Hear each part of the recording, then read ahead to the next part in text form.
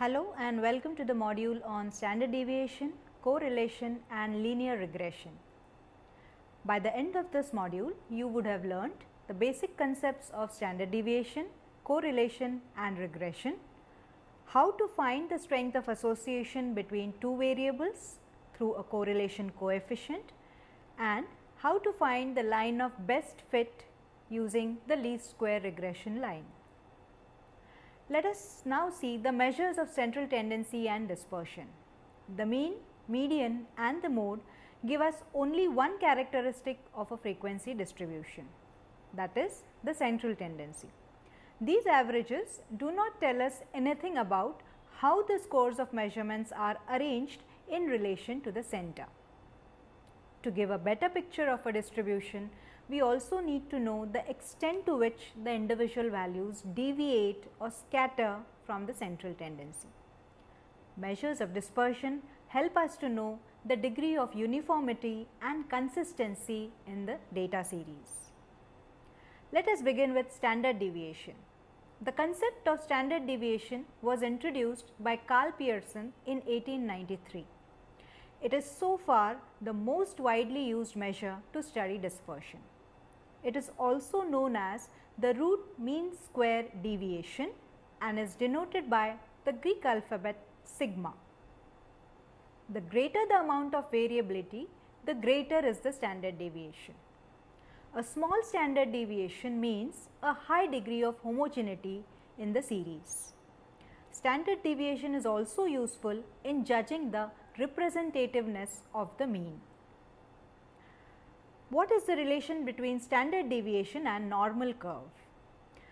The standard deviation, as we all know, is a statistic that tells us how tightly all the values are clustered around the mean in the data. When the observations are very close to each other and the bell-shaped curve is steep, the standard deviation is small, denoted by the blue curve. When the observations are spread apart and the bell curve is relatively flat, that tells you that you have a relatively larger spread or a higher standard deviation, denoted by the green curve. The bell curve, which represents a normal distribution of the data, shows what the standard deviation represents. One standard deviation away from the mean, that is mu, in either of the directions on the horizontal axis accounts for around 68% of the data.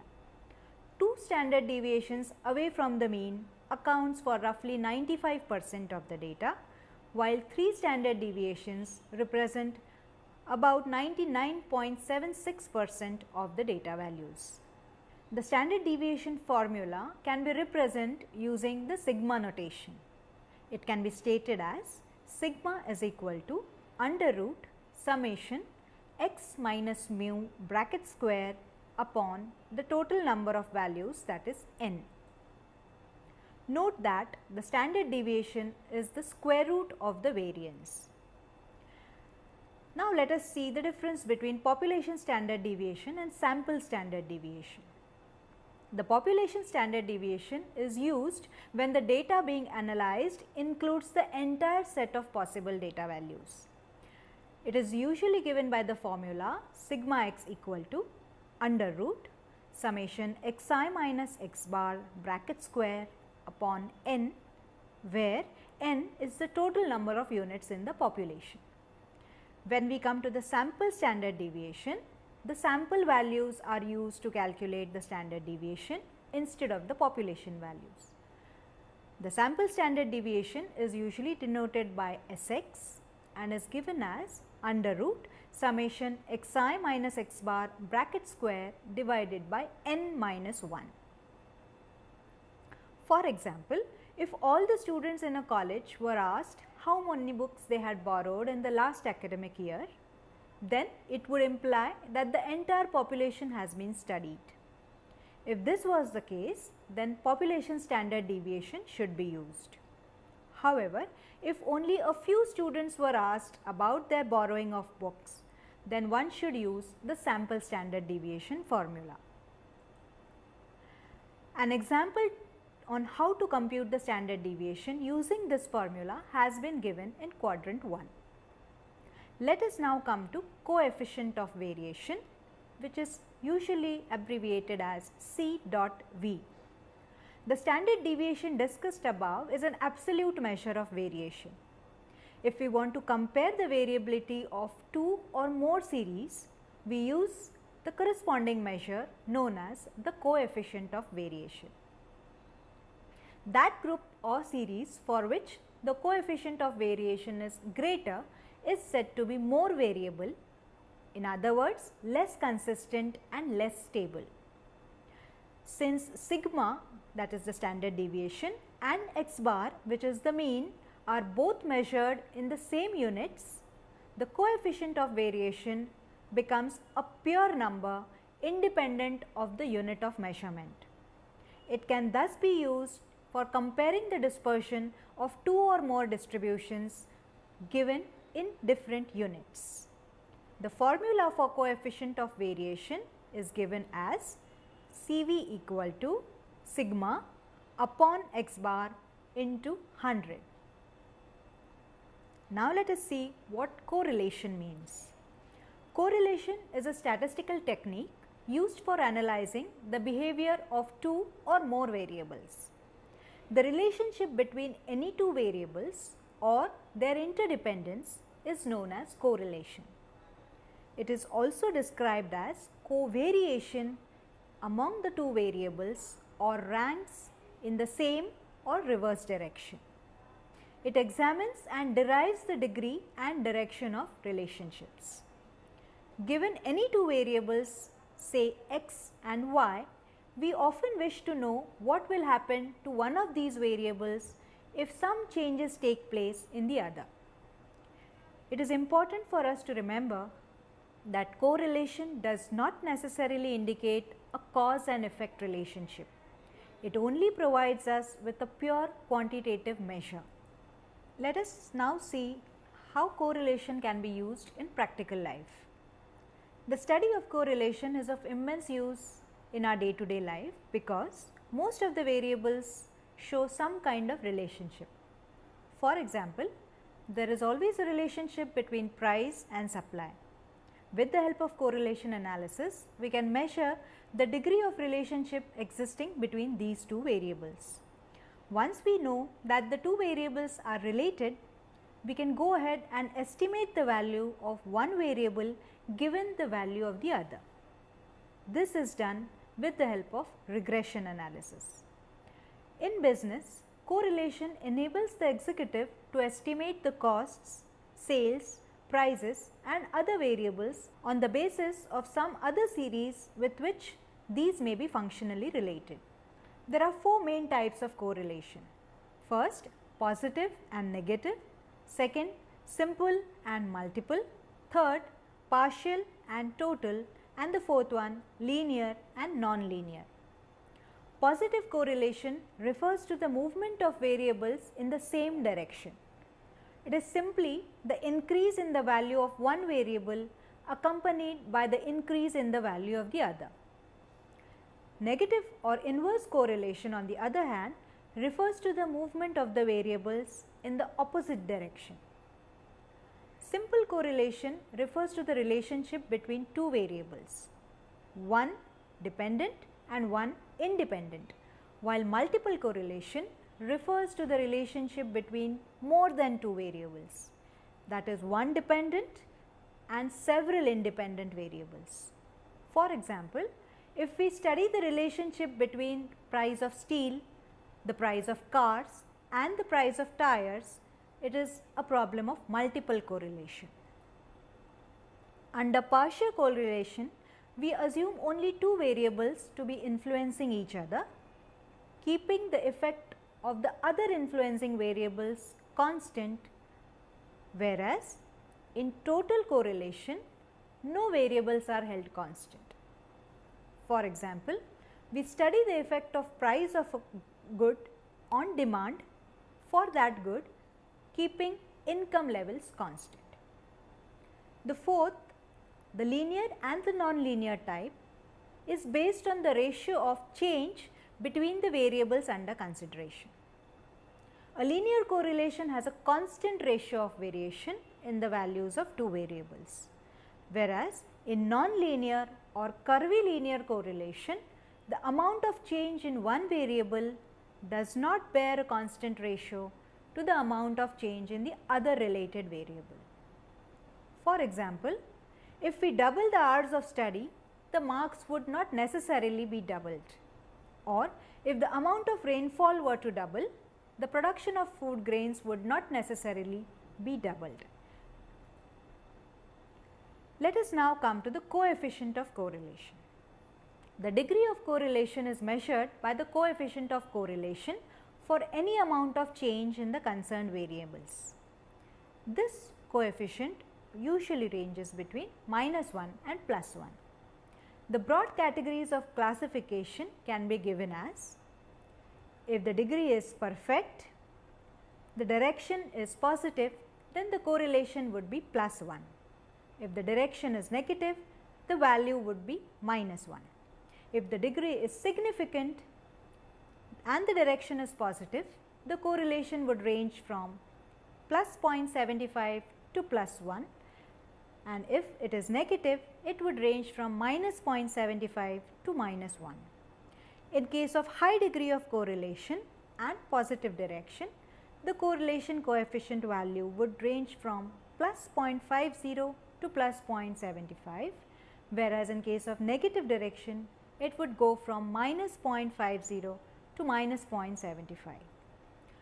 For low or medium degree of association and positive direction, the value would range from +0.25 to +0.50, and in case of negative, it would be -0.25 to -0.50. If the correlation is very insignificant or small, the value in case of positive direction would usually be either 0 or 0 to +0.25. In case of negative direction, it would be 0 to -0.25. If there is no correlation between the two variables, that is, the correlation is absent, whether it is positive or negative, the values would be nothing but 0. We can study the correlation between two sets of values or figures through the following methods. First, by drawing the graph of that data. Second, by constructing a scatter diagram, and third, by calculating the coefficient of correlation. In graphical method, each of the two sets of figures are plotted on the graph, and then these points are connected. If the two curves move in the same direction, then the correlation between them is positive, whereas if the two curves move in the opposite direction, then it is obvious that the correlation is negative. Scatter diagram is the simplest device for ascertaining whether the two variables are related. By looking at the scatter of various points, we can form an idea as to whether the variables are related or not. The greater the scatter plotted on the chart, the lesser is the relationship between the two variables. If the points are on a straight line falling from upper left hand corner to lower right hand corner, the correlation is said to be perfectly negative. If, on the other hand, the points are rising from the lower left hand corner to the upper right hand corner, we have the case of perfect positive correlation. If the plotted points fall in a narrow band, there would be a high degree of correlation between them.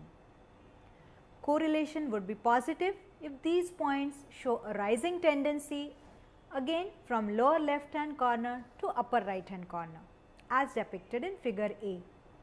And correlation would be negative if the points show a declining tendency from upper left hand corner to the lower right hand corner, as shown in figure B. On the other hand, if the points are widely scattered all over the diagram in a haphazard manner, it is an indication of the absence of any relationship between the variables, which can be very well seen in figure C. Let us come to understand the Pearson's correlation coefficient. This coefficient is also known as Pearson's product moment correlation coefficient. Correlation, as we have seen, is a technique for investigating the relationship between two quantitative continuous variables, for example, age and blood pressure. Pearson's correlation coefficient, denoted by the alphabet R, is a measure of the strength of association between the two variables. The first step in studying the relationship between the two variables is to draw a scatter plot to check whether there is any form of linearity between them or not. Then we go ahead and calculate the correlation coefficient. The formula for calculating the correlation coefficient can be given as R equal to summation x minus x bar into y minus y bar divided by under root summation x minus x bar bracket square into summation y minus y bar bracket square.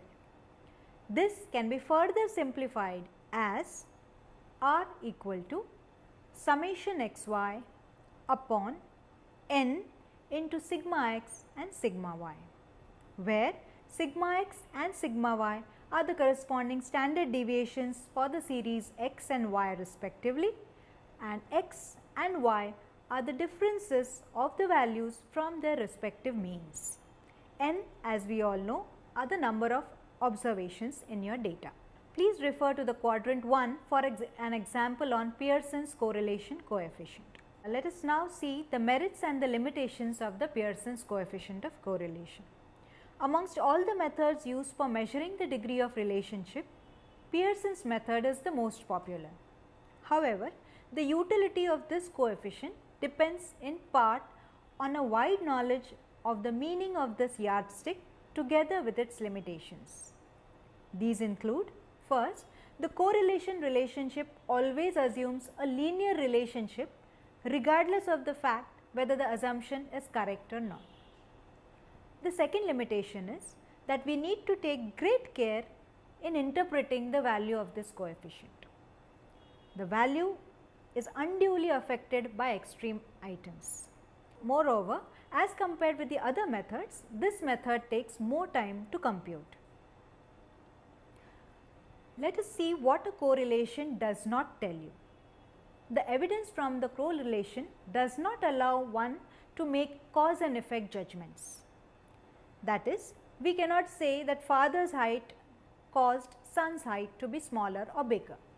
Likewise, we cannot say that watching violence on TV causes one to act more violently. It might be that more violent individuals choose to watch more violence on TV. We just do not know the answer. The correlation statistic does not address such issues. How to interpret the value of the coefficient? As the reliability of the estimates depend on the closeness of the relationship, it is imperative that utmost care be taken while interpreting the value of the correlation. Otherwise, incorrect conclusions may be drawn. The following general rules are observed to interpret the value of R. When R is plus 1, means there is perfect positive relationship between the variables. When R is minus 1, it means there is perfect negative relationship between the variables. When R is 0, it means there is no relationship between the variables.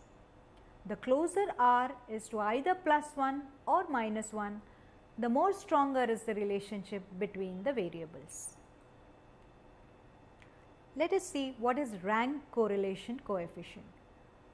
Carl Pearson's method of estimation the correlation coefficient is based on the assumption that the population under study is normally distributed. When it is known to us that the distribution is not normal, we need a measure of correlation that involves no such assumption.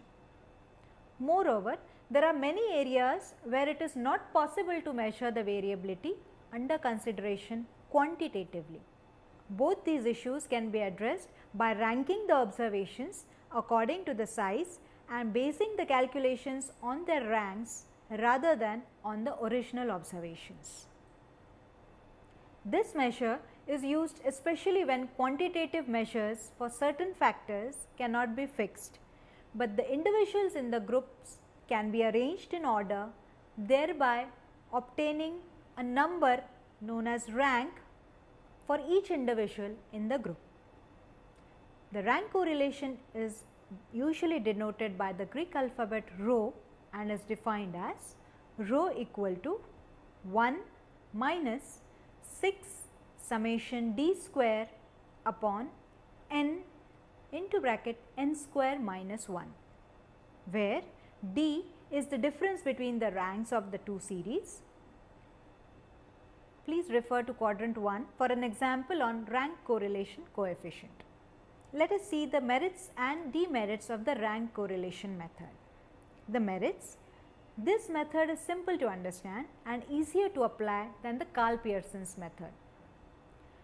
In case the data is of qualitative nature like efficiency, intelligence, etc., this method can be used with great advantage.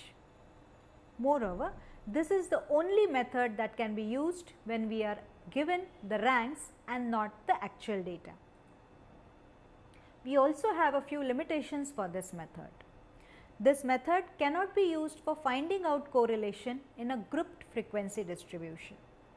Also, it is difficult to implement or use this method if the number of items in your data exceeds 30. In case of repeated ranks, the formula for the coefficient of correlation through this method has to be modified and used. The illustration can be found in quadrant 1. Let us see the concept of linear regression. The term regression was first introduced by Sir Francis Galton in 1877 while studying the relationship between height of fathers and sons. Regression is a branch of statistical theory that is widely used in all the scientific disciplines. Regression analysis is used majorly for two things. First, predict the value of the dependent variable based on the value of at least one independent variable. Second, explain the impact of changes in the independent variable on the dependent variable. Remember, there is a difference between regression and correlation. The correlation coefficient is a measure of degree of covariance between the two variables x and y, whereas the main objective of regression is to study the nature of relationship between the variables so that we are able to predict the value of one on the basis of another. In regression analysis, the cause and effect relationship is clearly indicated. One variable is taken as dependent while the other as independent. The variable whose value is influenced is the dependent variable, and the variable that exerts this influence is the independent variable. The independent variable is also called as the explanatory variable. What is a simple linear regression model? This is a model in which there is only one independent variable. The relationship between two variables x and y is described by a linear function. Two variables are said to have a linear relationship when change in the independent variable, say y, by 1 unit leads to a constant absolute change in the dependent variable, say x. When we plot the variables on a scatter diagram and draw the two lines of best fit which pass through these plotted points, the two lines are called as regression lines. In case of linear regression, these lines are straight lines. If we take the case of two variables x and y, we have two regression lines as the regression line of x on y and the regression line of y on x. The regression line of y on x gives us the most probable value for y for a given value of x, whereas the regression line of x on y gives us the most probable value of x for a given value of y. However, when there is perfect positive or perfect negative correlation, the two regression lines will coincide. That is, in that case, we will have only one line. the farther the regression lines from each other, the lesser is the degree of correlation between them. If the variables are independent, R is 0, then the two lines are at right angles to each other. Let us see how the regression equation of y on x looks like. This line of regression is usually expressed as y equal to a plus bx. In the above equation, a and b are both constants. These are determined by the positioning of the line. These constants are called as the parameters of that line. The parameter a determines the distance of the line directly above or below the origin, whereas parameter b determines the slope of the line fitted. The values of a and b are obtained by the method of least squares. According to this method, the line should be drawn through the plotted points in such a way that the sum of squares of deviations of the actual y values from the computed y values is the least or the minimum. Such a line is known as the line of best fit. A similar derivation can be used to explain the regression of x on y.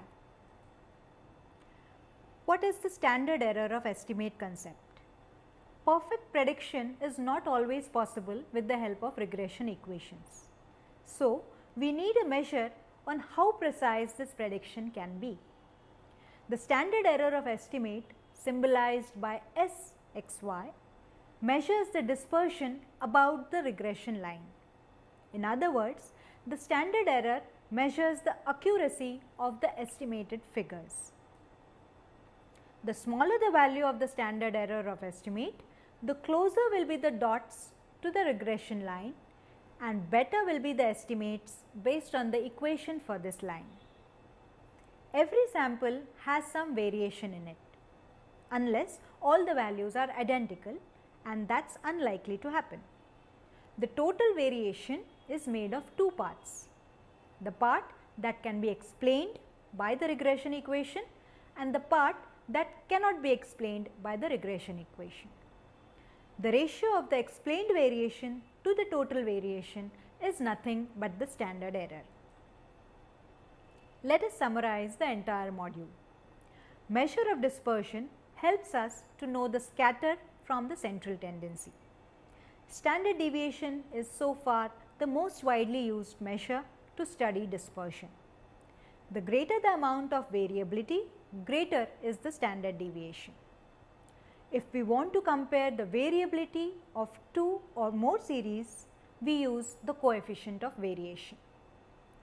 That group or series for which the coefficient of variation is greater is said to be more variable or less consistent and less stable. It is important for us to remember that correlation does not necessarily indicate a cause and effect relationship. It provides us with a pure quantitative measure. There are four main types of correlation: positive and negative, simple and multiple, partial and total, and linear and non-linear. The degree of correlation is measured by the coefficient of correlation, which ranges between -1 and +1. Correlation between two sets of figures can be studied by either drawing graph of that data, or by constructing a scatter diagram, or by calculating the correlation coefficient. Pearson's correlation coefficient is a measure of the strength of association between the two variables, whereas rank correlation coefficient is used for qualitative data when the data can be ranked. Regression analysis is used to predict the value of a dependent variable based on the value of at least one independent variable. The standard error measures the accuracy of the estimated figures when the regression line is fitted. Hope this module has given you a good understanding of the statistical concepts of standard deviation, correlation, and linear regression. Thank you.